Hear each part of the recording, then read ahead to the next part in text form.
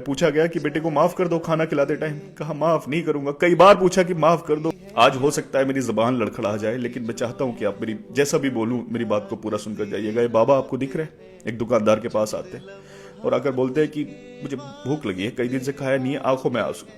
दुकानदार समझ गया, इन आंसू देखकर तो हम सब भी समझ जाएंगे औलाद के सताए हुए हैं। बाबा को कुछ दिया, उसने सारी कहानी बताई तो बाबा ने कहा कि मेरी औलाद ने, मेरे बेटे ने कुल्हाड़ी लेकर मेरे ऊपर चढ़ा है। ऐसा बाप रो रहा है। पूछा गया कि बेटे को माफ कर दो खाना खिलाते टाइम, कहा माफ नहीं करूंगा। कई बार पूछा कि माफ कर दो, रोते हुए कहा कि माफ नहीं करूंगा। सुन लो सारी औलाद, मैं चाहता हूं कि आप इतना इस वीडियो को कहीं कैसे भी पहुंचाएं जो इनकी औलाद तक भी पहुंच जाए और दुनिया की उन सारी औलादों तक पहुंच जाए जो अपने माँ बापों पर ऐसे जुल्म कर रहे हैं।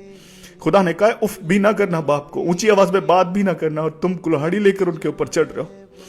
क्या बोला बाप ने? माफ नहीं करूंगा। और बाप माफ नहीं करेगा ना, फिर कहीं भी जाके सजदे करो, कहीं भी जाके नमाजें पढ़ो, कहीं भी जाके दुआएं मांगो, किसी की भी मदद, सदके खैरात कुछ भी करो, ना सदका कबूल, ना खैरात कबूल, ना तुम्हारी किसी की मदद कबूल, ना कोई इबादत कबूल और ना दुआ कबूल।